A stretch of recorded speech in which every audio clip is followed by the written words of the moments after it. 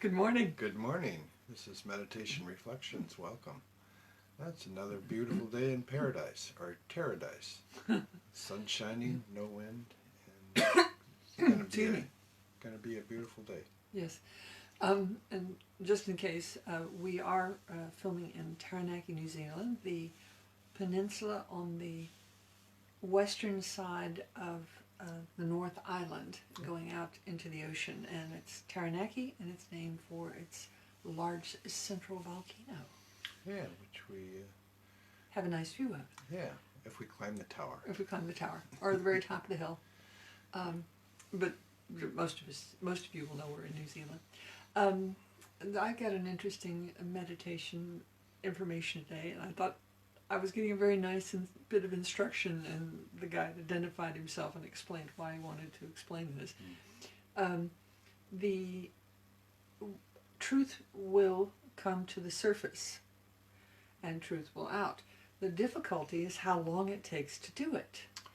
Also, how long it takes to understand it. True. And he gave me some very interesting advice about this, or insights. And he says, like, when you have a young child, which is like a young culture, and you have to explain to them that the stars in the night sky are also suns, just like the sun he sees in the daytime. And if the sun goes out, like in an eclipse, you can suddenly see stars in the daytime. It's only when the sun is covering that the stars are hidden. So the stars are always there. And that's a pretty big revelation, usually for a 3 or 4 year old as a child. And he says, well, the same is true of the cultures who had to begin thinking about stars.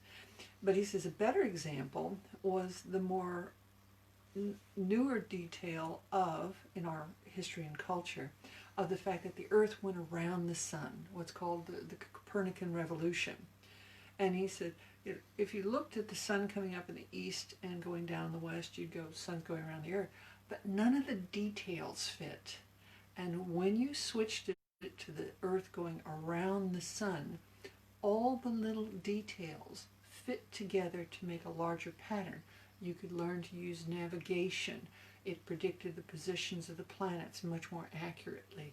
It predicted the seasons a little more accurately, and other details about how, when you're looking at an ocean, a ship, you see the top of the mast, and then the ship gets bigger and bigger, like it's coming over a curve, which was the other half of the Copernican Revolution. We were on a sphere, as an idea.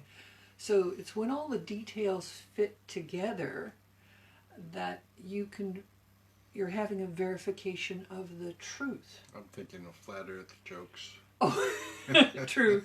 They're an amusing group to watch. And you go, how come all the other planets in the solar system are balls? Which is another issue.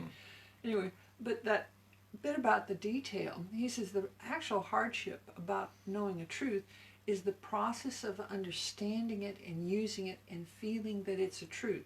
He says the longer that takes, the more painful it is, because what is they refer to that as, what form of dissonance? Cognitive dissonance. Oh, yeah. Is when you have beliefs about two opposite things that just don't gel. Hard on the mind, I suspect. Yeah, that's an idea. Conflicting ideas. And when you step back, sometimes those ideas will meld together, and you get a more solid understanding. That's usually a larger perspective too. Observing the thing at a larger scale, you see more.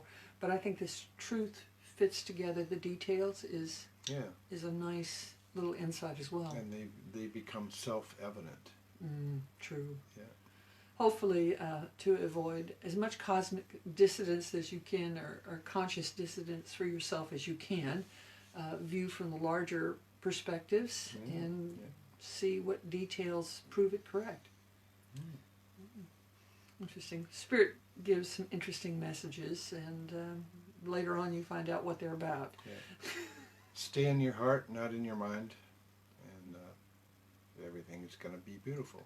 It is beautiful. That's definitely true. Hope you have a wonderful day. Thanks for being here. We'll see you next time. Blessings upon you. Blessings.